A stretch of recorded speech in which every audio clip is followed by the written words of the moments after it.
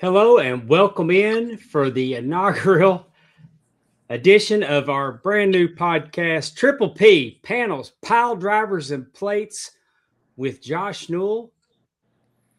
Josh Newell is the owner and promoter of Bayou Independent Wrestling and the author of the upcoming comic book Castle Aiden. Well, Josh, let's tell everybody what we're planning on accomplishing with this Yeah, podcast. yeah, we're gonna have a wide range of topics every week. With the PPP, that's standing for panels, which is comics, pile drivers and wrestling, and plates, which is food.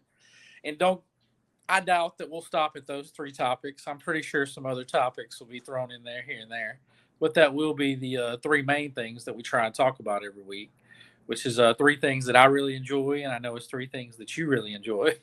I do.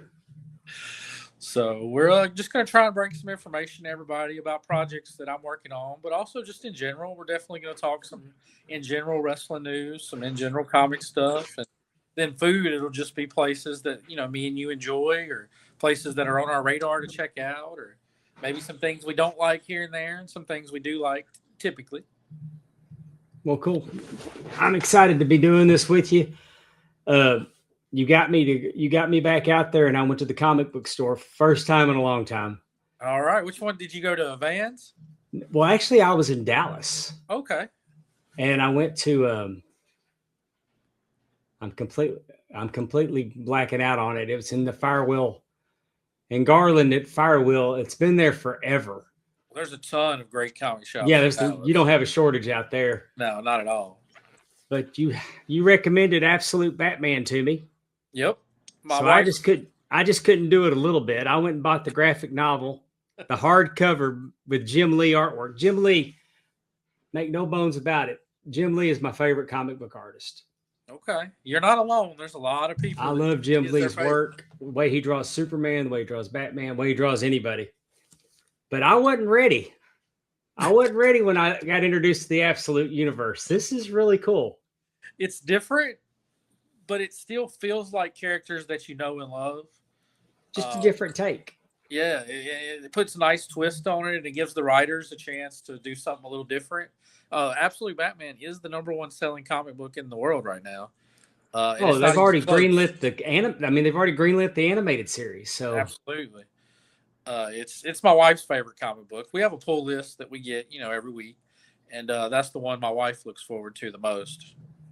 Well, we're going to be going. I mean, my number one source is going to be I'll have to go to Vans. I don't know that there's anybody else. Right. I think there's one more shop in Jackson or around Jackson, but Vans is definitely the number one shop. Yeah. And our artist, Jason Turner, who's from Jackson, he actually peeks his head in there every now and then and buys stuff. They have his art on the wall in there. Yeah. So yeah, they're very helpful over there. I stopped by there because I blew right through the first story arc. So the first one's what, the zoo? The first one, yeah. Okay, yeah. And then the second one has Bane on the cover, and I haven't got into it yet. Okay. I really like the Alfred character. I like how they're doing Alfred. Yeah, we have the first two in trade paperback, and then since then we've been collecting them in single issues every week. Because I went away from collecting comics for 13, 14 years, and I started back in January. So January, I started picking up trades and just kind of some things that I thought I might like. And then by February, I kind of had a grasp on what was coming out, what I knew I would like, and we started getting kind of monthly issues at that point. Well, before we talk about what you have going on, let's dig into your comic fandom. I mean, you got away from it, but when you were rolling hard into it, what was your go-to comics? Yeah, and around 95, 96. I mean, mind you, I was born in 83. So I'm a 12, 13-year-old riding my bike about a mile from the house so I could get to the comic shop. And those guys, of course, me being a kid, they wanted to get me hooked. So they were showing me Batman and different things. And I'd already knew Batman from the movies and stuff like that and some cartoons. But I loved G.I. Joe, the cartoon, already. So they told me there was a G.I. Joe comic book, and I was a kid in a candy store because I was like, what? G.I. Joe. So obviously I went to G.I. Joe first, but it already had a long history and a lot of issues out. So my initial fandom wasn't, I liked G.I. Joe, but I didn't really fall in love. So in '96, I believe, Nightwing had its very first solo issue, written by Chuck Dixon and artist was Scott McDaniel. And it was my first number one of a series that I was going to collect. I had grabbed a few random number ones here and there's in that year that I'd been kind of going to the comic shop. But this was my first number one. Like I was going to collect it every month from issue one until it shut down. And Chuck Dixon was writing it, who I like, don't like Detective Comics and some other stuff. So I was really, really excited. And then I fell in love with Nightwing. Scott McDaniel actually is doing a cover for us for issue 3. I wish I could share it with people already because I already have it turned in. But it's amazing. It's so beautiful. Well, I'm like you, Nightwing. I had that, and I collected that. I did collect that series. I've always been a fan of Dick Grayson. Oh yeah, and what got me back into comics was just a few years before you started. I had comic books when I was a little kid, but I didn't really religiously go. We didn't have comic book stores. Right. But I had seen an article that was on the news, and they put a 1-900 number in the back of a comic book, whether Robin lived or died. Right. And I'm like, they're killing Robin? You were one of the ones that called the number, huh? Well, no, I didn't know what they were talking about. And so I went to Lone Star Comics and Science Fiction. That's a big chain in the Dallas-Fort Worth area. And I asked them, I said, hey, I hear that they're killing Robin. And they got me the Death in the Family. They had to trade. They actually had trade paperback of it by then. And I'd already missed the voting. But after I read it, I would have voted, yeah, kill him. But I didn't know that Dick Grayson wasn't Robin anymore. I didn't know that Jason Todd was Robin. And so then I started going and getting back issues, trying to the introduction to Jason Todd and his story. Right. Yeah. At this point, there's been a lot of Robins. Yeah. And well, then we got, Tim Drake comes in and figures it all out. And then eventually in 2006, Damian Wayne shows up. Yep. But did you know that they teased Damian Wayne in 1987? No, I didn't know that. And we talked about that we're going to do some exchanging of some graphic novels. I'll go ahead and recommend mine. Batman, Son of the Demon. Of course, I found it in hardback back then. Right. But that's a whole story arc. It's a Ra's al Ghul storyline. And he wants Batman to be his successor. And, of course, we know Batman's relationship with Talia. But I'm not going to spoil it for you. But the last page of this comic book, when I read it, thought that was so screwed up. And you got to keep in mind that I'm an adult now reading them. Right. Well, comics, there are comics that are still geared for kids, but it's a very small group of the comics. Comics is mainly for adults these days. That's for sure. Well, back then, I loved it because I started wanting to get back issues. Right. And I had a list, and I'm trying to fill in the blanks. And I had Detective and Batman from like 1980 through 1997, 98. Wow. I had them all. And I would go to comic book conventions, like they had one the day after Thanksgiving, and I'd have a checklist, and I'd go looking at back. I'd go through back issues, and I could check them off. And we didn't have the internet. Right. And I found my last comic. I think it was Batman 115 or something like that. I'm trying to remember why it was so hard to get. And it could have been the debut of Jason Todd as Robin. It was something significant. I paid like $115 for this comic book. Wow. But I found it on AOL at Mile High Comics in Denver. And that was the first time I'd bought something off the internet. Okay. That's what we had. But I couldn't find that book, and I'd been everywhere. comic book conventions. I've been through every store in the Dallas-Fort Worth area. But that was fun. Just having a checklist. And I did the same thing with the Teen Titans. Like I had the first 55 issues. And then I liked the question with Vic Sage, the question. Right. So I had the first 50 something comics of that. I love Vic Sage, and I would love for James Gunn to do something with the question. I think it'd be with the technology they're using for the Clayface, they could do the question. And for y'all that don't know, the question is a detective. Actually, he was a newsman that was a vigilante, but he would put this mask on and spray it with this stuff, and he had no face. Right. Yeah, when I moved from Alexandria to Monroe to be the general manager of the Books A Million there in Alexandria, this was probably 13, 14 years ago at this point, I gave away all of my comics, and it was probably around 8,000 to 10,000. I mean, I helped this man load 50, 60 boxes into his Jeep. And I regret it so much looking back, but at the time, I didn't want to move 60 boxes to Alexandria, and I didn't have no place to put it in the little house we were going to rent either. So, I mean, it just felt like the right thing to do. But looking back, I wish I had those 60 boxes of comics that I gave away.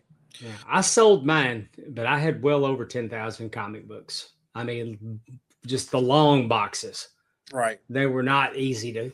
And then I got into it hard and heavy where I was getting lithographs. Like I had Bob Kane Batman. I had several Bob Kane Batmans, the George Perez, and I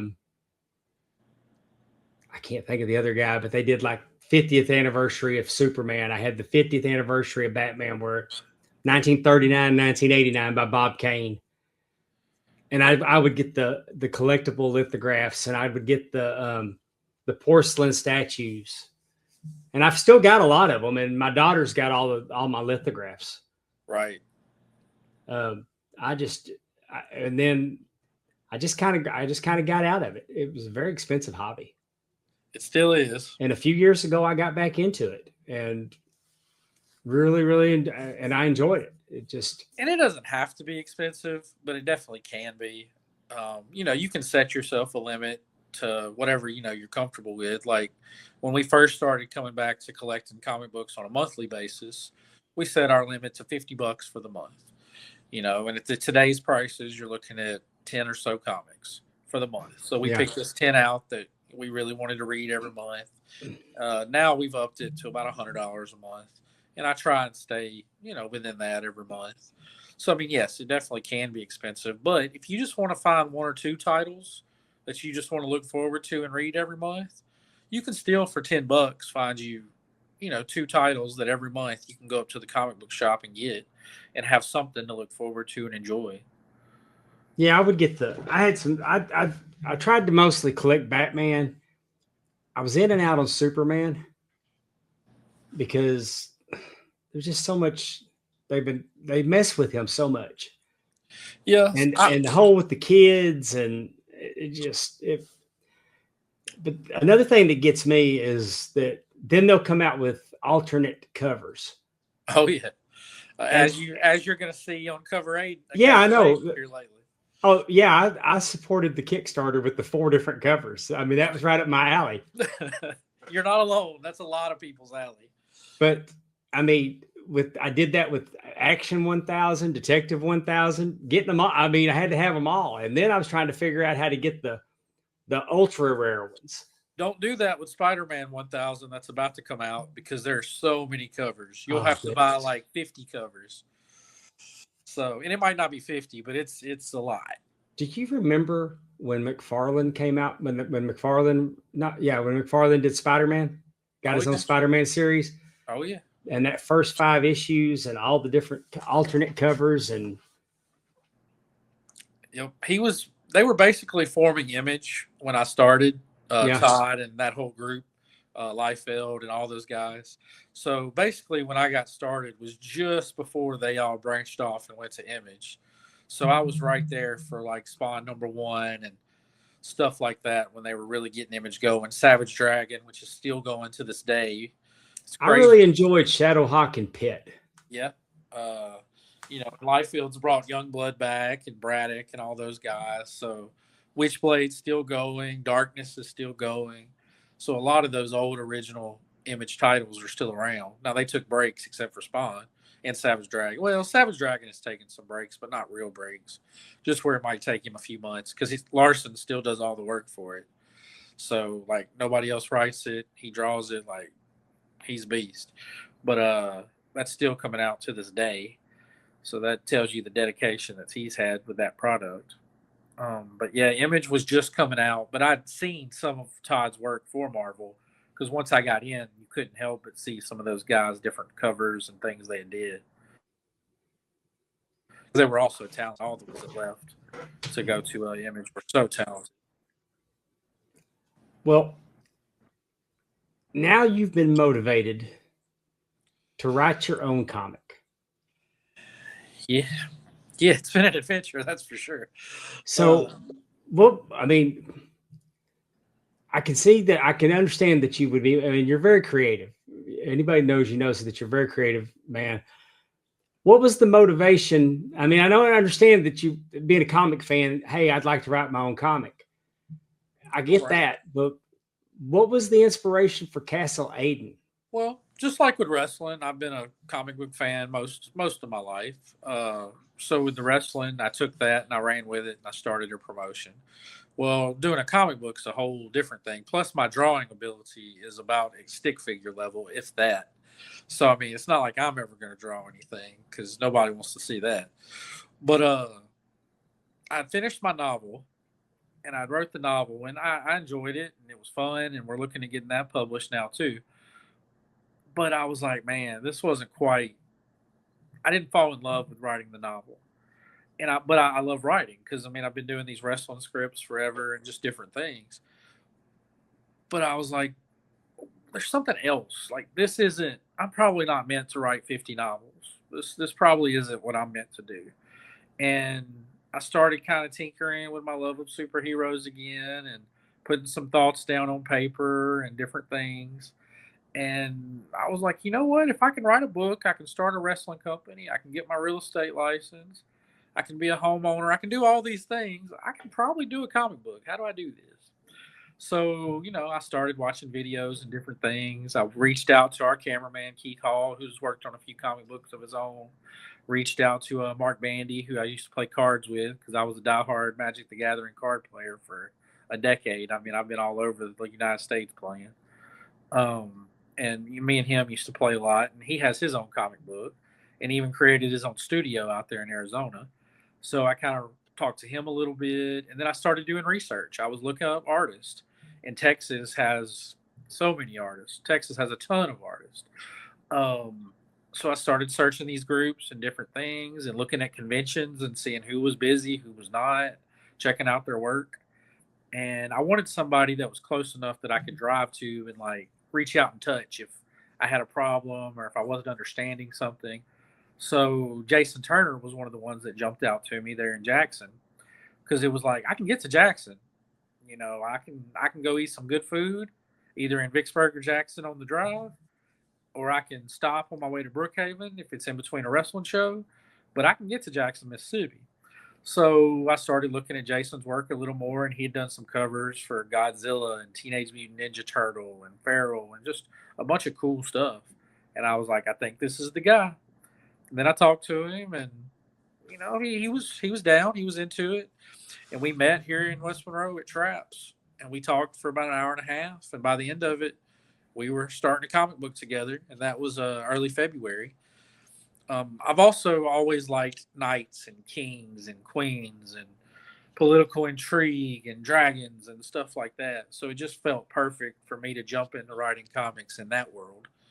I'm not saying I'll never do like a superhero thing, but that's not really my cup of tea. If I do one, it'll probably be like a street level character, like a Batman or a Daredevil or somebody.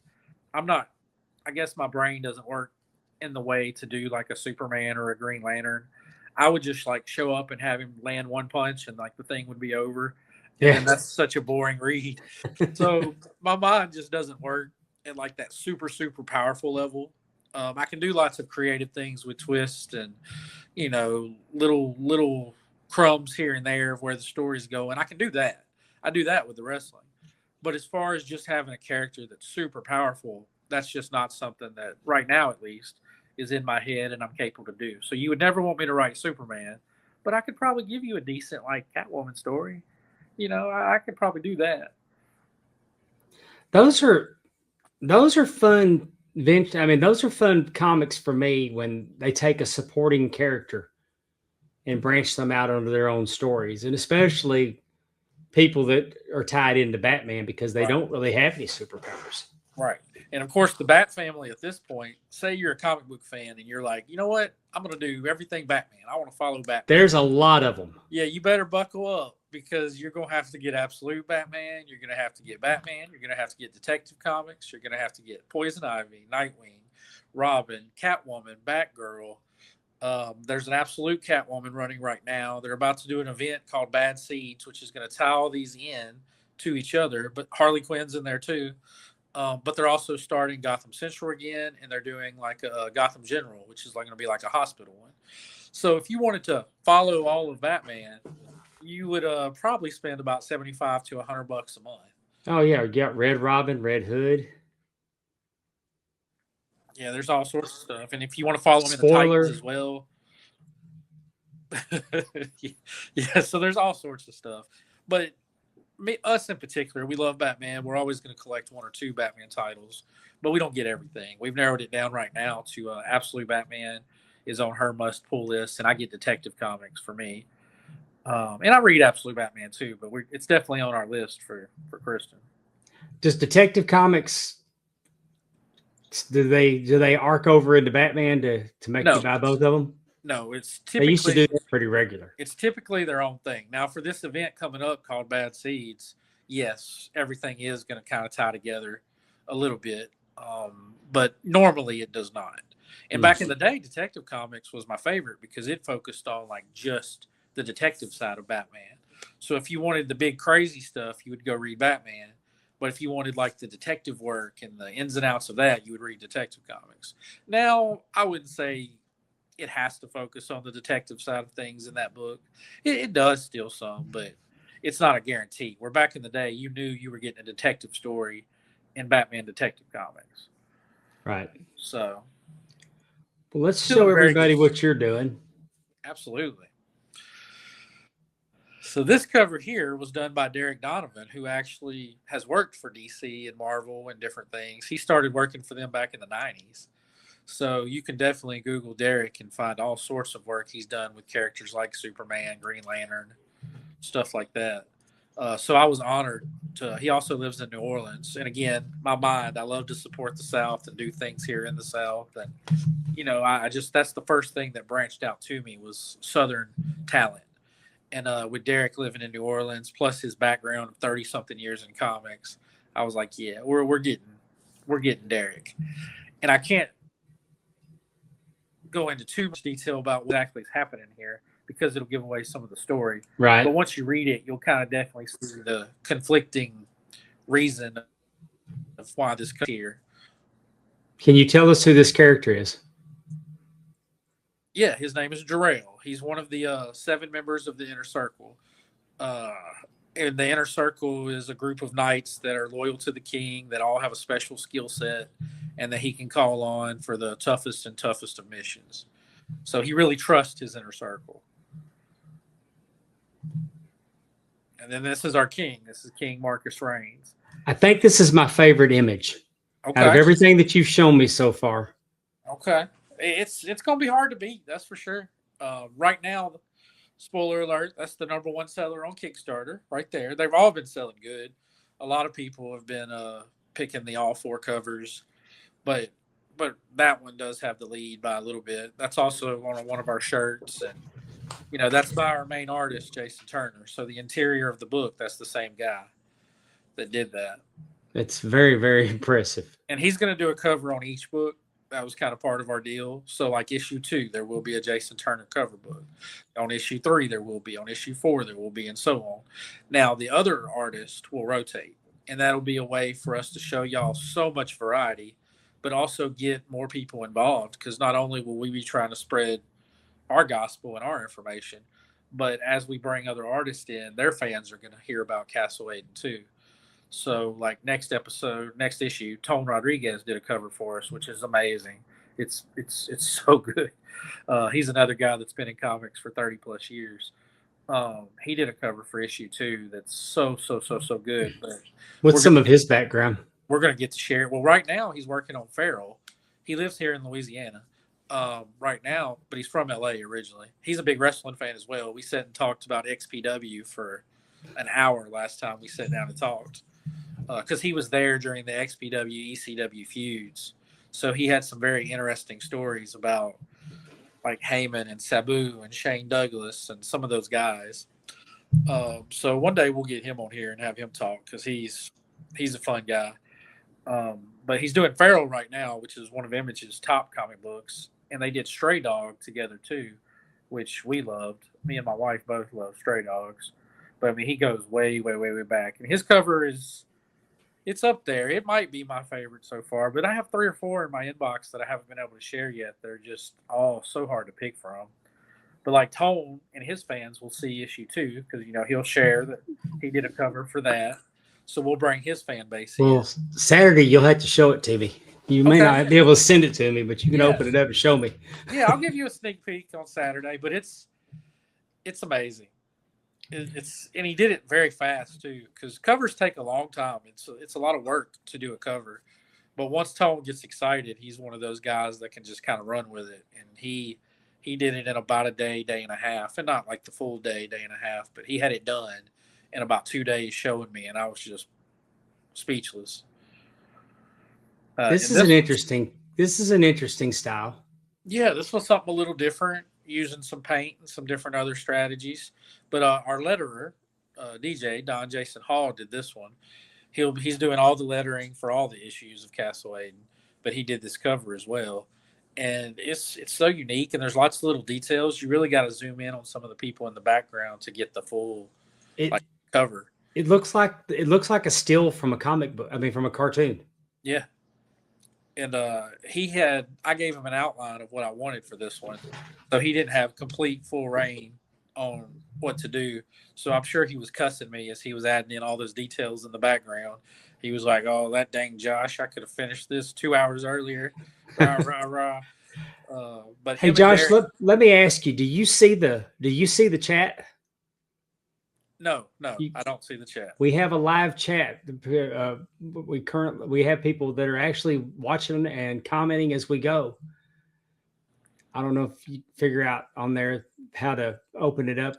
That might have to be a next week thing, but read something off to me if we got some questions. We got Matt Presley with us. We got Amy Vaughn with us. Hey, Amy. Hey, Matt. Sam's here from the 318 Wrestling Channel. We appreciate everything Sam does. Yep, we'll see Sam Saturday. Yeah. Perel Epting just commented Value Independent Wrestling. Darren Staley's with us. Darren Staley will distract you because he's quite hilarious in the chat. Okay. Miss Ginger's with us. It might be good. Ginger. I can't see the chat yet. I'll put Ginger's comment up there. And then Billy's with us. Hi, Billy. Hey, Billy. Hey, Ginger. So I wanted to let you know that we do actually have people watching, and they comment and follow along in the chat. Yeah, next week we'll mess with it before we come on the air and get it to where I can definitely see all that. Okay. Let's bring the next one up. Here's a map. Is it August or Agus? Agus. And this the DJ also did this. So the guy that just did the cover that you showed did this. And I told him I wanted a map, and I gave him some cities and locations and different things that I wanted. And I was expecting a map. I was expecting something quality, but he blew me away with the details that he added, and being able to see like there's a farmland for Libster, and then the castles, and then the water, and you can see where the little sea monster is in the bottom right, and dragons over on that kind of bottom tier left, and that's very accurate. The snow is down at the bottom. Manzus has desert. So there's just so many things that he was able to get on there. I That see. I see Muddy Waters. Yeah, there's a Muddy Waters. That's actually a big part of the story. It's also a big part of BIW. Yeah. So I yeah, Muddy picked up Waters. on that. Yeah, but there's going to be a lot of wrestling things in there that people can pick up on if they follow. Like one of the characters' name is Anthony Saxon. Ah, Well, if you followed BIW for the last 19 years, you're well aware of a John Saxon and you're well aware of a Steve Anthony. So there's an Anthony Saxon in there. So there's going to be lots of little tidbits. Same in my book that I wrote, like Roosters in my book. I put a few other people I know and locations that I frequent in the book. Change the names, but it's definitely in there. They'll know Rooster needs to be in your comic book. Well, he can't be in the medieval one, but I am working on another one called Dark Minds, which is going to be a Mississippi cop living close to an Indian reservation, and they could use a lawyer in that book. So, but that one's going to be a 5-issue miniseries. We're going to get started on it in November, which means we would hope to get it out to the world kind of this time next year. So, comics take a long time. People don't really realize I can write the script in a couple days, a week, whatever. But as far as getting the pencils done, the inking done, the coloring done, the lettering done, the production done, the printing done, the marketing done, you're talking about one issue of the comic book. We started this in February, and we're just now going to Kickstarter. We could have went a little faster, but I mean that's roughly how long it's going to take. If you had the opportunity to attend a Comic-Con, and it's an actual true Comic-Con that it still has comic book artists and that attend, do yourself a favor and find one of these artists and commission them to draw you a pictures. Like just, I had a guy, his name was Jackson. I apologize because it's been 35, maybe 40 years ago, at least 35 years ago. But I commissioned him to draw me a picture of Batman, a black and white pen, and he took his pencil and he sat there and I watched him do. He didn't. It's not like he drew the head and then he would just do like certain things to lay it out, and then he would make it all connect. Yeah, at first, when you're watching a good artist do their thing, you're like, "What the heck is he doing?" And I don't know how long it took. At least 30. I mean, at least 30 minutes. Oh yeah. But to watch him sit there and just watch them apply their craft, and then realize how many they have to do. Oh yeah. To and make like, that page that's up right now, I don't know Jason's actual count time on each page or anything, but we've kind of talked about the average. That's 4 panels. I know that castle took him a little longer to draw than most things, but it's a 4-panel page. It probably took him 10 hours, 9 hours to do that page. And there's 20 interior pages in the book, plus the cover, some ads, a couple other things. But he had to do 20 pages for the book. And, you do the math, and they take between 8 hours and, let's say, on the high end, maybe 12 or 13 if it's a complicated page. That's a lot of time that the artist has to put into the book. Yeah. And not only this page isn't done at that point, now it also has to be colored. And then once it's colored, it goes to the letterer to add in the text. So, a page in the comic book is really, if you count my writing, 16, 17 hours of work to get one page put together. And you don't really think like that when you're thinking of a comic book, but when you start actually putting it together and doing it, that's the truth. It's just that much work to kind of get it done. This is the only page we put out so far that has any text in it. So if you want any inkling of the story, that's the only page that you can kind of zoom in and hear a little bit about the story. But to kind of do a rundown of it, it's basically a kid that feels like he's let his dad down, which I feel like we've all probably been in that spot before. And maybe not your dad, maybe it's your mother. But we've kind of all been in that spot before. So what is give us the summary, a synopsis of what Castle Aiden is. Yeah. So like Castle Aiden is going to end up being a lot of things. If you're a fan of Game of Thrones, you know that started one way and then it went about 175,000 different directions, and that's similar-ish to where this world's going to be and what's going to happen.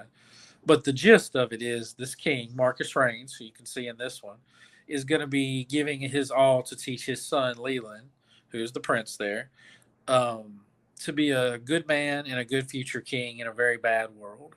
And he's going to do his best to make sure that his son has high morals, does the right thing, stands up for people, makes tough decisions.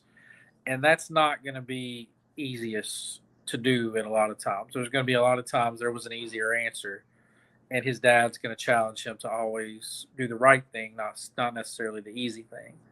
We're also going to introduce some characters around Leland and Marcus that are going to make it more interesting.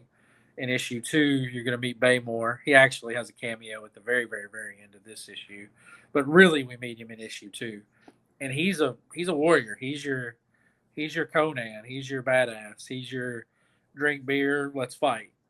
And he has a soft spot for the king and the prince, but it's kind of conflicting because the king wants Baymore to teach him how to fight, but he doesn't necessarily want Baymore to be the one to teach him morals and how to make certain choices and things like that.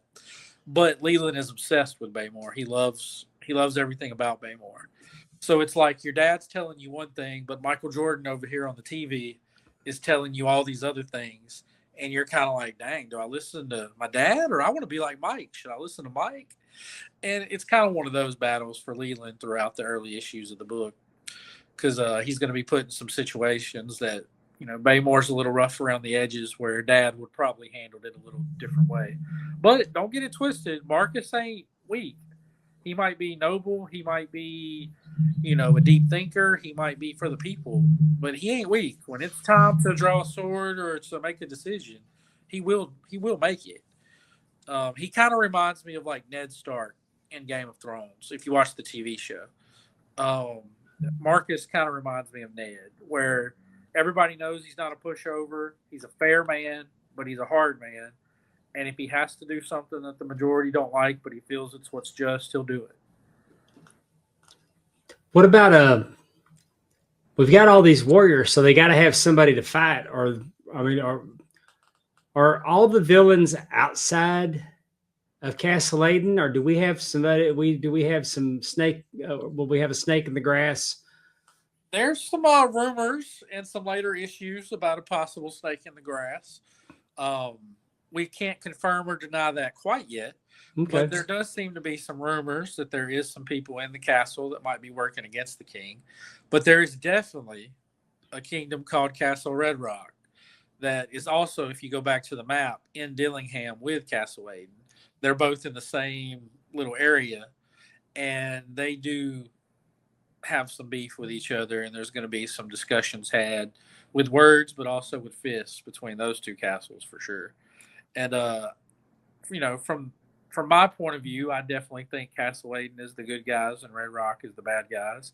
But somebody else might read it and be like, you know what, I kind of understand where Red Rock's coming from, and that's okay. When you're watching Game of Thrones, to go back to Game of Thrones, I was a fan of like Starks and Winterfell and all that, but I know lots of people that had other castles and different things that they were fans of and that they enjoyed watching.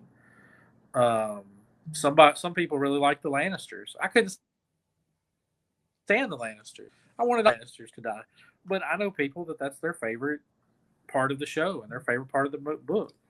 So Castle Aiden, I think that you're going to end up rooting for the Castle Aiden side of things, but I wouldn't be surprised if there's some people out there that once the story unfolds, they have a soft spot for Castle Red Rock or some of the other regions that we're going to discover.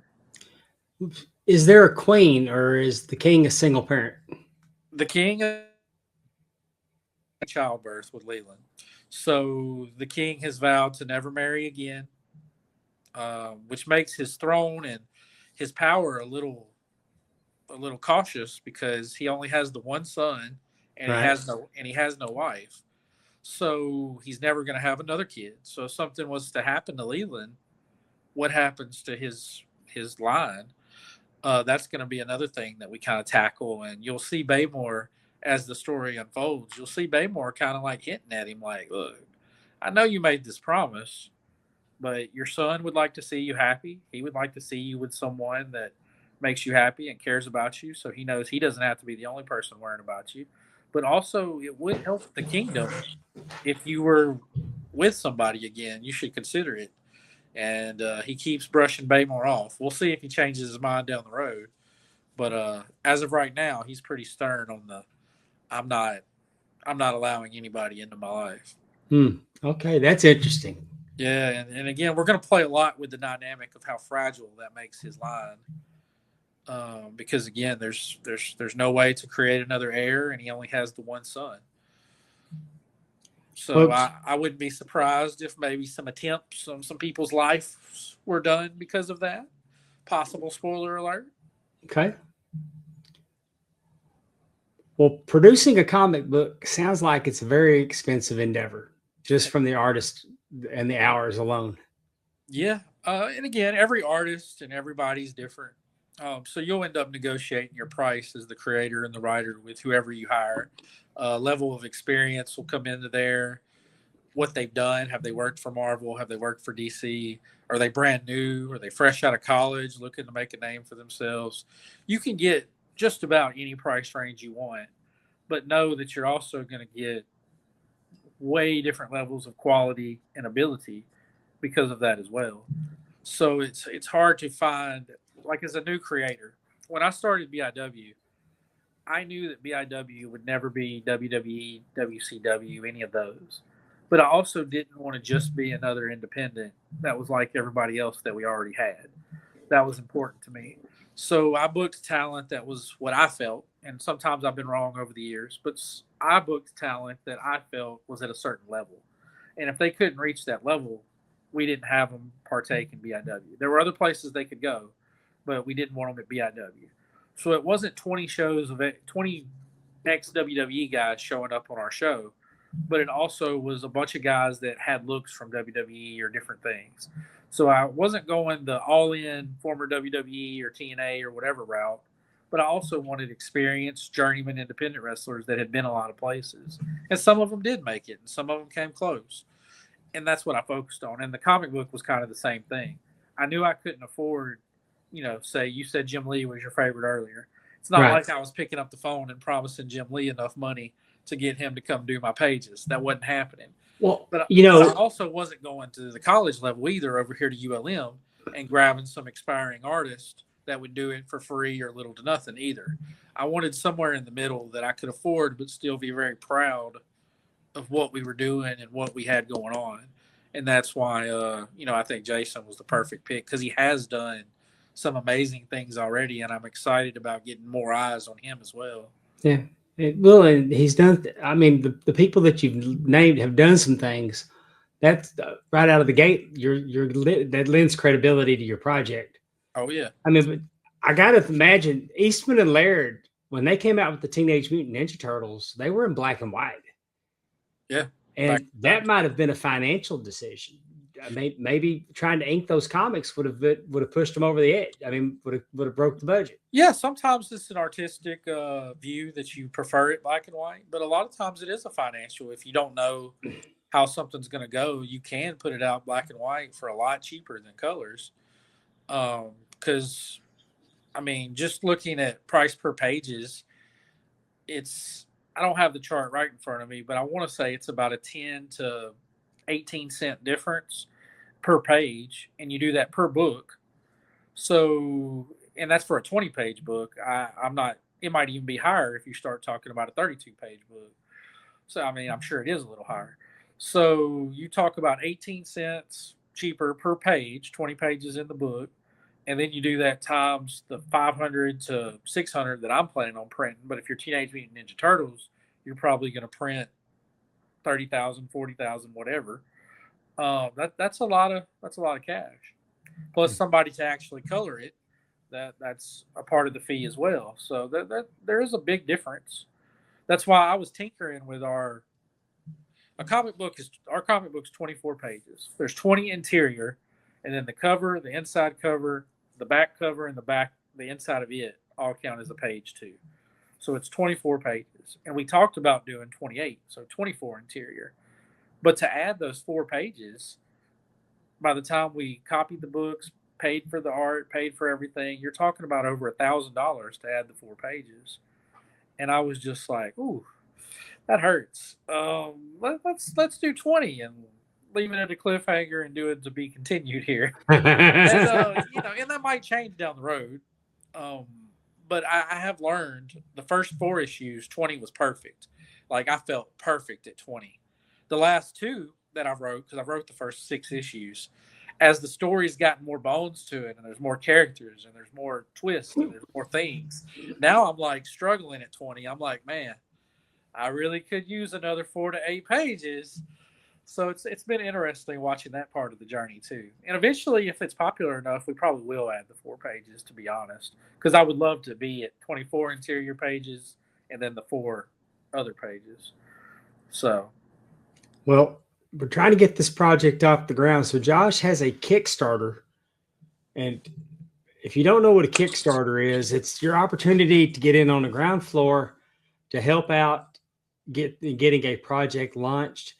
We have a lot of wrestling fans, and a lot of if you're following over, if you're part of the Mark Out Moment audience, the Talking Wrestling audience, you know that Tony Schiavone's comic book was done with a Kickstarter. Arn Anderson's comic book was done with a Kickstarter.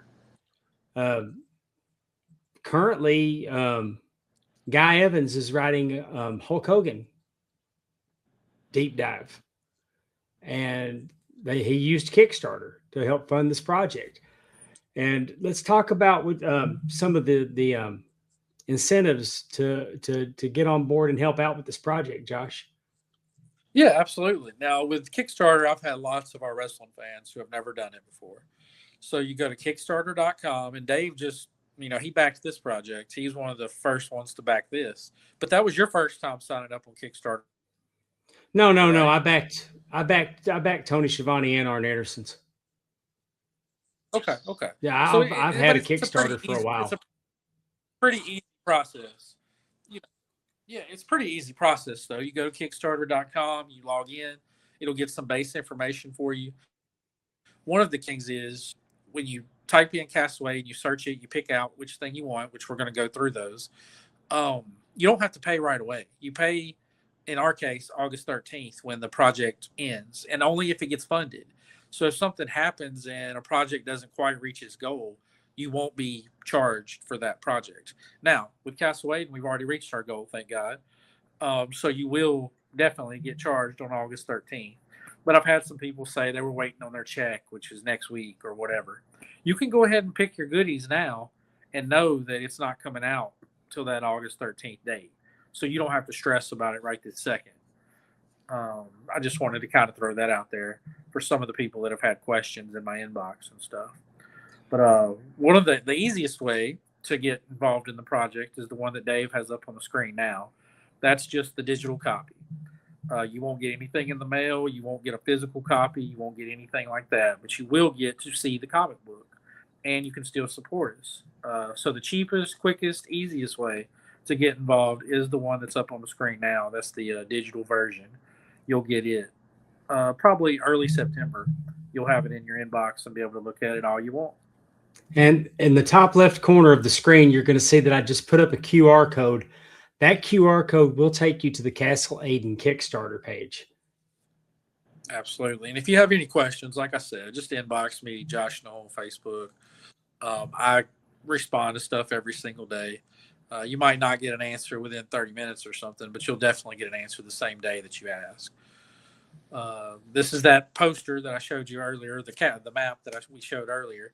This is the mini poster version that you can get for $10. We're also here soon. We'll show you the big version of the poster. It's 11 by 17 that you can get for $20. And that's the blank cover. A lot of people these days, it used to not be a thing, but a lot of people these days like to get kind of a blank cover and do their own drawing on it, or take it to a convention and get an artist to do a drawing on it. So say you read the book and your favorite character ends up being Leland. Well, you might want to get on the front cover and draw your own Leland and color it. Or you might want to come see Jason Turner or one of our other guys. DJ Hall's an artist too, the guy that does the lettering. You might want to go see one of them and have them do a drawing on it at a convention or something. So that's kind of why the blank covers are a thing nowadays. I've recently saw a Superman cover that way. Yeah, Just there's some awesome covers out there that are done like that. It's kind of neat. I wish they would have had that back when I was younger. I'll still probably take advantage of it now when I start hitting the conventions heavy next year. But I definitely would have taken advantage of it as a 15, 16-year-old kid. I may circle back around and add one of these to mine just for that idea of getting Jason to do it for me. Absolutely. One day, since you're right there around Jackson too, we'll have to time it to where we can all meet up and have lunch or something. Yeah, definitely. And there's Jason's cover. That's the cover A for the book. And like I said, Jason will be doing a cover for each one of them. We'll have anywhere from 2 to 4 covers for every single book, but you'll always have a Jason cover. And we're putting that on the bookmarks. That's on one of the shirts. We have 2 shirts, but that's one of the shirts. So I really, really, really, really like this cover. It's just, it kind of, to me, lets you know right off the bat that Marcus is somebody not to mess with and that he's somebody that you better take serious. Let me ask you about this image that's on the bottom left. It looks like a bear with a bear in its mouth on a guitar pick. That's their sigil. That'll be on the banners, and that's it's basically a bear that's protecting its cub and, you know, moving it to the next location with him. Okay. So that'll be like if you like the lion or the dire wolf for the snows and stuff like that. That's their version. And then this was DJ's cover that I'm sure he cussed me out for with all the detail in the back. And once people read this, they'll kind of know because the scene that this is portraying, the king wasn't actually there. So this is basically what he wishes his son would have done and what he would have done if he would have been there. But he wasn't there. So this kind of gives you a glimpse of how he wished it would have went down. And of course, that's Derek's cover. It's a little more expensive than the others, just because, again, like I said earlier, Derek's been all over. He's been with Marvel. He's been with DC. He's done all your top superheroes. You know, so, and that's another one that I kind of gave him an idea on of what I wanted, and it'll make a lot more sense once you kind of read the book. I get a sense of deja vu when I see this cover. Like I have seen something similar before. It reminds me of a comic book I've seen before. Okay. But I can't quite put my finger on it. But, it's just like deja vu. I got you. And then you can get the Jason cover black and white as well with a Virgin on it, which means nothing. It won't have your number 1 on it. It won't have the Castle Aiden logo on it. It's just the artwork. So if that's something that you're wanting, there are people out there that really, really like the Virgin covers. This is your chance to get one of those from us. And then this is the full size of the map, the 11 by 17 here, which the mini poster has been popular so far. We've had several people do the mini poster as an add-on. But, if you got room, 11 by 17s I've got quite a few 11 by 17s here in my man cave. Absolutely. They're not hard to get framed. Framing's very inexpensive for 11 by 17. Mm-hmm. And for $20, you can get that. Yep. And here's one of those shirts. This is the one with Jason's graphic on it that I was talking about earlier.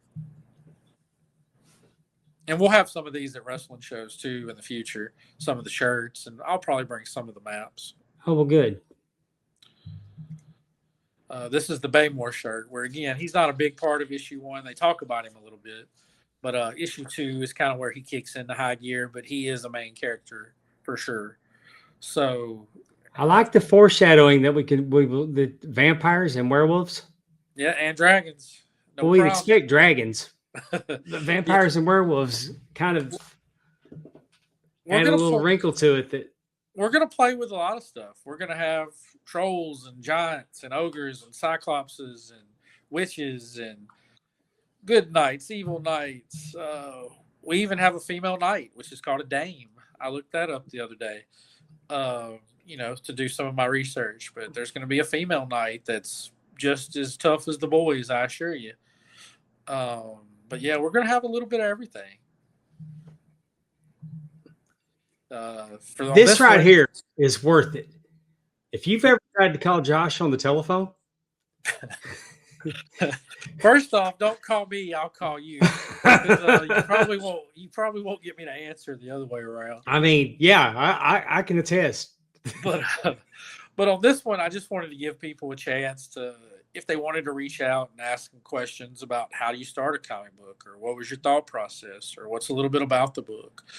This was a chance to do that. I really think starting in issue 2 is when this will be a more popular option, because then people can ask me what was going on here in issue 1, what was the thought process, what was the different things, while also letting me tease a little bit about what's going to happen in issue 2. I can't wait till you do something to piss them off. I do it in wrestling every single all the time. So I probably get 200 people telling me how great a show is, and about 15 people telling me how bad a show is and how negative. But them are the same people that call me as soon as the tickets go out wanting their ticket. So they didn't think it was bad. They just got mad that the bad guy got one over on the good guy that show. But it can't always be the good guy. Nobody wants to follow a story that the good guy wins every single time. And that's in wrestling, that's in comics, that's in TV shows, that's in everything. Derek Render says he should be getting paid to listen to you. There you go. See? And here's now this is the one I went with. This is right up my alley. I always fall for the alternate cover gimmick. And right. Well, we're going to have 4 covers on issue 2, and that's not counting the blank or one of the Virgin covers. So really it'll be 6. But we're going to have 4 as far as colored covers for issue 2. So you're always going to have some that you can get your hands on, Dave, I assure you. But this has been the most popular option by far. We've had way more people get this than anything else. So it's just a way to, if you want to get one to hang up, one to read, one to get signed, you got options that way as well. But yeah, this has been the number one seller by far, the 4 cover thing. And there's a lot of people that like getting scripts and different things, and comic scripts aren't the easiest thing to find on the internet. They're definitely out there, but just they're kind of hard to find. So if you really like the first story and you want a signed copy of the script, we can do that for you. All right. And then on here, all of our advertisement pages have already been picked. So we had 2 half pages and 1 full page, and they've all already been selected, which is great. Yeah, I hate that. I missed that. Well, don't worry. It'll be on issue 2. We'll definitely have it for issue 2. But yeah, the half page was $100, and we had room for 2 of those, which we did get. And then the full was $150, and Keith Hall actually grabbed the full for his upcoming movie. It's kind of a multiverse movie of himself. It's a very interesting concept he's got going. But he's took a full page out, and we'll be promoting it in the book too. This is for stores mainly. I mean, it doesn't have to be a store. It could be somebody with a big family or wants to pass out to friends to try and get them to read. But mainly what we had in mind was different stores. So if Van wanted to reach out and get 10 of them, here's Van's way of calling us or getting 10 of them sent, and then they can sell it for, what price they deem necessary. And then the same just with 20 packs. And it will be cover A that you see there that you get with these. It'll always be the cover A, so the one that Jason does, because we'll always print more versions of it than anything else. And then with here, this is kind of interesting because you can get Jason to draw anybody you want. It doesn't have to be a Castle Aiden character. You can reach out and say you want a Wolverine. You can reach out and say you want Catwoman. You can say you want Penguin. So he can do whoever. One of the things that we're going to do for issue 2 is a dueling sketch thing where we have 2 artists, and it'll probably end up being $250. It might be $300 by the time we do it. But you can we'll set it up to where you can tune in and watch the 2 artists kind of go to battle. It'll be a friendly thing. It'll be more of a jam session. But each of them will draw whoever. You get to pick who. So say you draw Wolverine, Justin Stewart will be on one side, or DJ Hall and Jason will be on the other. And you get to watch them for that 20, 30 minutes. Draw your Wolverine, draw your Batman. And then you get to tell them, who won. But also during that process, you'll get to kind of see how artists do it and interact with each other. And you can ask a question or two as they're going. And it'll just be something different and fun. And you will get both sketches too, by the way, part of that fee. Once they're finished, we will mail both of those sketches too. Have you ever seen Todd McFarlane drawing online? Yeah, I've watched Todd a few times. On his tablet, how he uses the pen, he does it on a tablet. Oh, yeah. Nowadays, a lot of artists do digital. There are still some that do original art and do it on the big pieces of paper and everything. But a lot of people these days do digital. And really, there's not, to me, a huge drop-off in quality. There are some things, I think, with original art that kind of add a cool and a wow factor that you can do. Yeah. But there's also some stuff on digital that you can't really do with original. So it does give you some creativity that you can use there. So both sides really have some pros to them. And here's your team. Yeah, this is the team for book one. And, me, DJ, and Jason are going to be on every single issue of Castle Aiden, like, until they get tired of me. If DJ or Jason get tired of me, I'll have to go a different route. But right now, they're both fired up and pumped up, and we're excited. So hopefully we can stay that way for a long, long, long, long, long time. But, that crew, the top line there, they'll be with me on every single one. Obviously, the cover artist will change some because Derek won't be on every single issue. That'll be something that we kind of change out here and there. But what's that say down there, Dave? How much for Josh to draw me a tasteful nude of Dave? Oh, I can't draw. Can I get Jason to do it? I think that's what he meant. He gets. It might Darren thinks Darren's into country music, and I think he keeps calling Jason Turner Josh Turner. Okay. I would have a lot more money in my bank account. It wouldn't be a problem to fund a comic book. I hope everybody gets behind this and wants to be part of it. And you ought to consider making it where a person could actually be drawn into a panel as a backup character. We have. That's going to be an option. Okay. On either issue 2 or 3. Yeah. I don't know if you'll believe this or not, but Amy did that on the Arn Anderson comic book. She told me that. I was impressed. Yeah. I was impressed. She probably told you more than once. Just twice. The only story in our group that gets told more is Jimmy went to Japan. But Amy runs a close second with all things Arn Anderson. Yeah, the cover artist spot there will also have 3 new names on the next one, because we have Tone Rodriguez, Mike Ruth, and Ken Salinas all doing covers for issue 2 as well. And Mike Ruth is actually doing covers for Red Sonja right now. He has some covers that are out at the comic book shop right this second that are amazing. He's did some Conan covers as well in the past. So I'm really looking forward to what Mike does with our world. Yeah. And when he says Red Sonja, he is talking about the same character that Bridget Nelson played back in the day. Absolutely. That Red Sonja is still ticking and still has a monthly comic book that comes out. Now, they've took some long breaks with it. Now, I will tell you, Conan, the comic book, is amazing. It's amazing. It's one of the top 10 best comic books still coming out on a monthly basis. Wow. Jim Zub writes it, and it is amazing. I have the first 3. Let's see. So I have the first 3 trade paperbacks right here in this nice little sleeve thing. But this was of his collection. And, this series is amazing. I used to have a set of cards that had a lot of Conan in them. Boris Vallejo or something like that. Yeah.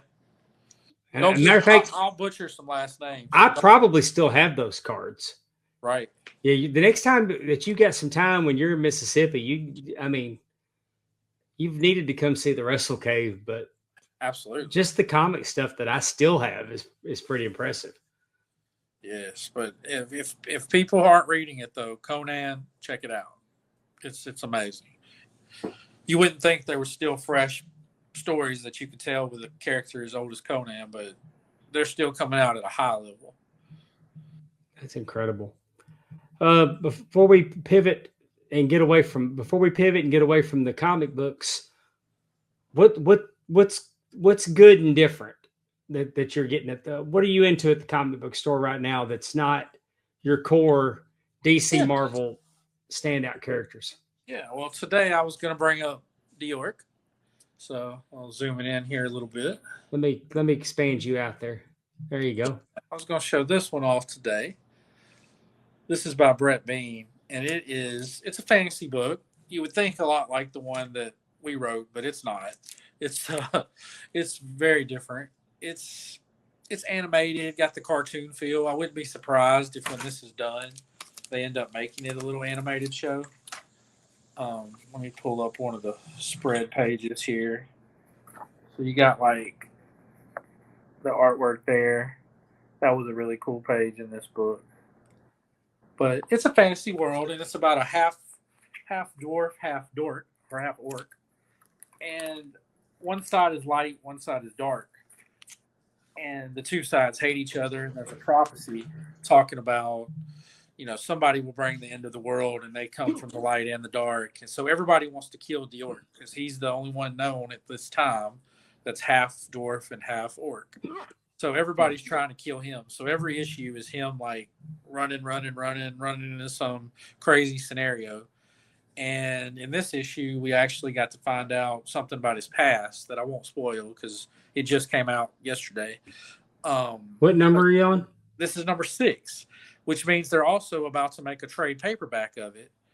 Because usually these days they put either 5 or 6 issues and then make it a trade if it's popular enough. So the trade for Diorc will be coming out. I'm not sure the exact date, but I know it's within like a month, 6 weeks. So you could actually get issue 7 next month at your comic book shop, wait a week or two to read it, buy the trade paperback, read your 1 through 6, and then be caught up. Yeah, every time I try to go back and read, and I love getting the individual issues. Right. But it never fails that there's going to be one book out of the 6 that was super popular and you can't find it. Right. Yeah. It was easier to get back issues back in the day than it is now. They make a more limited print these days than they used to. Plus, you could send stuff back then. So if something didn't sell, as long as it wasn't damaged, you could send it back or get a credit, and then it could rotate. So retailers were fine ordering more copies because they knew they could at least get a credit, and just keep it rolling with the next thing they want to order and rotate and do. But now, like, you're stuck with it.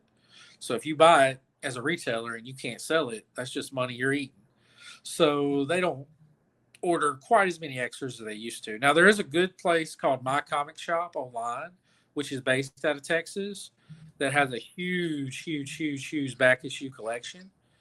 And I've been able to pick up a lot of stuff through them. They don't have everything, but they have a lot of stuff. And they kind of helped me when I was getting back into it, get some of the single issues that I wanted. Now, trade paperbacks, you can either get at your comic shop, and Amazon's actually good with trade paperbacks too. They're not the best in the world at single issues. They're actually horrible at single issues. But as far as trades go, they do a pretty fair job. Yeah, it's nice having. I like the trade paperbacks. I do too, and they're easier to keep up with. Loose floppies can get a little hard, especially if you're collecting. Let's say you're collecting 25 titles a month. It takes you 4 months to get 100 single issues running around your house. That can be a little complicated to store and to sort. Oh, I've got a whole bookshelf in there that are hardcovers, the greatest action comics ever, stories told, or the greatest Batman stories, or the greatest Golden Age stories, and they're like encyclopedias. But they've got all the books. Oh yeah, and you can get so many. One of the things, let's see, we were talking about Robin earlier. This is the best thing to get your start on Tim Drake. I bought this, and I think it's, let's see if I can see a page count. No, I don't see a page count on the front or back, but it's thick. Oh, wow. It's 600, 700 pages, whatever. it was $60. But I mean, it's just all the Tim Drake stories from the '90s are in here that Chuck Dixon wrote. I always liked Tim Drake. Tim Drake was awesome. For as much as I didn't like Jason Todd, I liked Tim Drake.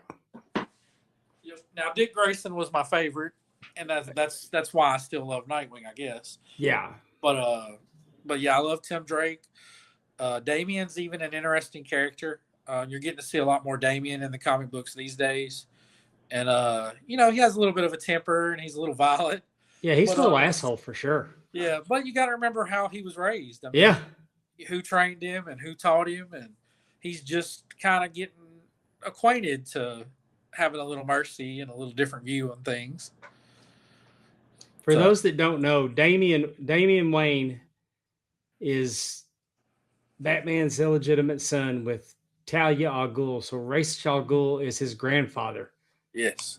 And most of his upbringing was done through them, not Batman. Yeah, he learned from the League of Assassins by the time Batman got him. So if you've seen any of the Christian Bale movies, just think about Damian hanging out with all that. Yeah. And then imagine how good of a kid you would come out. Yeah. All right. Let's talk about a little wrestling. We got some wrestling coming up this weekend, Josh. Yeah, West Monroe. We always look forward to our West Monroe shows. We just celebrated 19 years in May, and our very first show was in West Monroe back in May of 2007. So we always get excited about West Monroe. I sold 100 tickets just yesterday. We can hold about 400. But I sold about 100 yesterday, and we'd already sold about 180 or so. So I probably got about 100 left. Now, I don't know what sold today. I was too busy to go by the outlet today. So I would like to think we have about 100 left, but it might be a little less than that. But yeah, I pull the tickets tomorrow at 4 o'clock. I'll be up at the office until 4 o'clock. And you can still get tickets at the door, but they will be 20 at the door. You can get them for 15 if you grab them tomorrow. So if you plan on bringing a group, please stop by that office by 4. I'll probably even be up at the office, honestly, till about 4:15. So, but please, if you're bringing a group, save that money and come grab them. All right. We got highway robbery. Like again, Josh said, we're at the West Monroe Convention Center. Doors open at 7. Bell time 7:30. We have Christian Blake versus Frankie Thomas. Yeah, they're no strangers to each other, and this is one of those. I hate to call them underrated, but I guess they're both a little underrated if you look at the big picture of things. But they're both so solid. Like, you're never going to get bad. No. Like, even if they have an off night, it's just not going to be bad. It's still going to be quality. It's still going to be solid. It's still going to be good. Both of these guys they're seasoned veterans. Both of them been around for almost 20 years. Yeah. And they both improved so much since the first time I saw them too. I've told the story about Frankie before and going to his house and watching him wrestle in his backyard and, just different things and thinking, I'll never book this guy. Yeah. And then, he just kept working and kept showing up and kept getting better and trained with Cassidy Riley and bugged the crap out of John Saxon. He would come help with the ring and do stuff with me. And then finally, he worked his way in. And then from there, he actually became a very, very, very, very valued member of the team. And he's been with me, I think, second longest out of the current group behind Steve Anthony. And then he's so good. Oh, he's so good in the ring. I often compare Frankie Thomas to Buddy Roberts. Yeah. He has a lot his of heel work. He's the straw that stirs the drink. And Christian Blake, he's so solid. He almost got me killed. He almost got me killed in Homa. That doesn't surprise me. It's easy to almost get killed at Homa. Yeah. Especially at a wrestling show. Yeah, they found out that they didn't like me right out of the gate because he got a pin on Houston Carson and they were in the ropes. So Houston should not have lost the match. And I came out and told DJ, the other referee, what had happened, and they restarted the match, and Carson stole the win. And The crowd was not happy with the new guy. Yeah, they love Christian Blake down in Homa, so Yeah, they do. You definitely messed up there. Then we have the BIW Southern Heavyweight Champion, Alex Arsenal, teaming with Ray Fury against Rob Love and Dylan Scott, members of Bayou Kingdom. Yeah, you got the Bayou Kingdom showing up and going against two of our fan favorites. Obviously, Arsenal's kind of had problems with Rob ever since he came back, but Ray's been right there with Arsenal, kind of watching his back and trying to help him guide through these crazy waters. But it's been an adventure, and this is the main event of the night. So that means everybody will be trying their best to get to the pay window for sure. Oh, yeah. Ain't no telling what's going to happen with Rob Love in the building. No, I'm sure I'll have to protect him. I always end up doing security when Rob Love's around. Yeah. Especially in Brookhaven. I got a nap courtesy of Rob last time. I did not expect that. I sent my wife to check on you. She walked right by. The video shows that she just could not have cared any less whether or not I was okay. Now the world sees what I got to deal with. That's how much sympathy and compassion I get. She's probably thinking, well, you should have got out of the ring. You saw him coming. Yeah, haven't you been around long enough to know, Dave? Yeah. Hunter Law and Steve Anthony. Hunter Law has been picking at Steve Anthony for months and months and months. He's mocking him, copying him. And now be careful what you wish for because you're going to get it. Yeah, Hunter actually beat Steve Anthony earlier this year in the Lafayette area. Right. For their title down there. So and they've wrestled here before too with Steve Anthony getting his hand raised.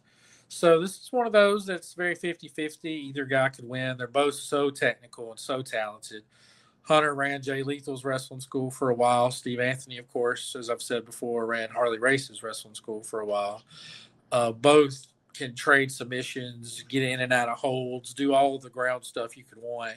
But they also have that mean streak where they'll just punch you in the mouth as well. So this will be interesting. There's a good chance that this is your match of the night. Hunter has a new move that he did. I watched him. He had a video earlier a training video, and he put this kid in a move where he tied him up like a pretzel, and it almost looked like a sharpshooter into a pinning. I mean, it wasn't for a submission. It was for a pin. Right. I mean, he had the guy. I don't know how you kick out when you're tied up like that. Yeah, Hunter's very creative. And he gets into it almost like an Oklahoma roll. It's an impressive move. Well, we'll see if we see it Saturday. I'm excited for this one, Josh. Jesse the Dragon Heart. I'm high on this kid. He's going to have his hands full because he's going to be outweighed by 100 and something pounds. Oh, yeah. Corey Steed's a man and a half. Yeah, he's got that Stan Hansen vibe going. And, and you never know who's going to be waiting in the wings with Bayou Kingdom. Yeah, he's going to have his hands full for his debut. I ain't saying he can't come out on top, but it's a tough way of making your debut.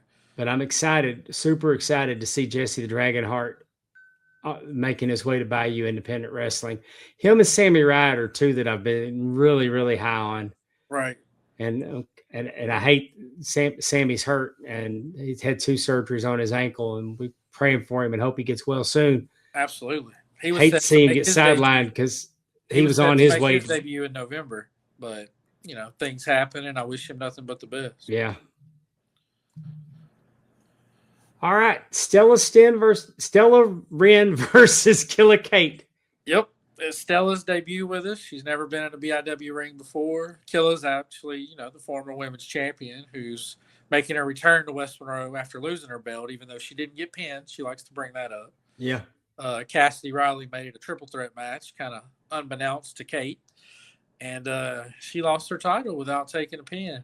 And she is not a happy camper, which means Stella has her hands full because Kate's going to try and put her in every submission on the man. And Kate's normally not in a good mood as a rule. Right. And but I believe I've worked with Stella once, and I'm familiar with her work. She's really, really, really talented young lady. Oh yeah, absolutely. She's definitely gonna put up a fight no matter what. And Kate I does have a lot of experience on her though, and she has that kind of angry. So it'll be interesting to see if Stella is able to kind of use that anger against her and maybe kind of sneak her with a little bit and kind of get a one up on her, or if Kate's able to take that anger and just kind of wipe the floor. I think that Stella has everything to gain, and Kate really has everything to lose here. Yeah, I mean, Kate's the one that's a former champion. Kate's the one on TV. Kate's the one that wants another shot at Cassandra Golden. Right? You lose to somebody that's debuting, and you're probably not getting the next shot at the women's champ. That's just not how that works. So, yeah, Kate has a lot to lose for sure. And then, of course, after the show, we got our El Paso thing that we do after every West Monroe show. Margaritas and senoritas. Yep, it's going to be one of the biggest quesadillas you've ever got. If you're a quesadilla fan, the margarita, do not get a large. No. Get a small or a medium if you have to drive. Maybe even if you have to ride. It's good food and good times. We usually have anywhere from 35 people to 80 people back there, and we're telling stories, joking, laughing, talking about the show, talking about the next show, eating good food. Talking Mid-South wrestling, just having fun. Yeah, I had the carne asad the last couple times I've been there, and really, really thoroughly enjoyed it. Yeah, that's Caleb Conley's favorite anytime he's in town, the current JCW World Heavyweight Champion. He's a big carne asada fan from there because the steak hangs off your plate. It's so big that it doesn't even fit on the plate. Man, I'm so thrilled for Caleb with the success that he's having. Yeah, Caleb's a great dude, great wrestler. I love that they're giving him some spotlight on JCW. He's also been in a decent amount of TV shows and stuff. And he's got his picture on the belt. Yeah, that's neat. I figured you would like that. Oh, I popped for it. I love that he did a spot for your Kickstarter. Yeah, that's really cool of him. Even Caleb wants y'all to check out the Kickstarter. I saw Caleb in Nashville at GalaxyCon. Nice. When I walked in the door, he was right up front there at the where you would go and get your professional photo op. Nice. And they were actually him and Hunter. They had wrestling there. Okay. Yeah, a lot of cons do have wrestling and stuff. And as I start traveling to more and more of them next year with the comic book, I'll definitely see if I can get BIW involved with one or two of the projects. I had a very short visit to GalaxyCon. It was part of Jeff Jarrett's Asylum weekend, and we got to stop up there, and they had several wrestlers there, but I didn't know that Caleb and them were doing the wrestling, and I think they had them where they were dressing up as comic book characters doing right. It. Yeah, a lot of times he plays the what's his name, the Star Fox, or the guy that's in charge of Guardians of the Galaxy. I can see that. He plays that guy a lot at different cons and different things. Well, we've talked about panels. We've talked about pile drivers. Let's talk about plates. Yes, food. We love food around here. We do love food. You were telling me that you found a new spot. Yeah, we try to. Well, we don't mind driving 30 minutes, an hour and a half. And then when we travel, we're always looking for places that have been on Guy's show on Food Network. That's how we travel. We base vacation sometimes off of that, to be honest with you. We stopped in North Carolina at a little place. It was off the road a bit, but we stopped because we'd heard you go in there, they had the best hamburger. It was like $1.25. Right. And it was just we got chicken fried steak and a burger, and it was everything they said it was going to be. Nice. Now locally, we try everything eventually. It might take us a few months, but we try everything eventually. So Tuesday night we ate at Coco's, which is Chef Corey Barr's place. It's right across the street from Parrish. For those in town, he owns Parrish and he owns Coco, but it is delicious. It's sushi, so but you don't have to like sushi. You can go the noodle route, fried rice, They have some appetizers and different things. Some dumplings, Wagyu beef. Exactly. The best thing we got was actually a dumpling. It was a pork gazu dumpling that had like a chili sauce and some green onions and a few other things going on, and it was immaculate. It was great. For those that don't know Chef Corey, he actually won an episode of Chopped. He's also was on the next Food Network star, and he beat Bobby Flay in that episode. Oh, So like the man can cook. You wouldn't be able to win an episode of Chopped and then be invited to the Food Network star thing. He's up for a James Beard right now. So like he can cook. It's something that Monroe, Louisiana. And wrestling fans, James Beard is a chef, not Yeah. not the legendary referee. No, the legendary award is just as legendary as the referee, just in a different world. But yeah, the man can cook, and congratulations to James Beard, the referee, because he was inducted into the Waterloo Tragos Thez Hall of Fame this past weekend. I saw that. We've had James several times at BIW. Well deserved. Love having James around. But yeah, Chef Corey, we're blessed in Monroe to have 2 restaurants that he's in charge of, and he was there. I mean, he said hey to us while we were there, but he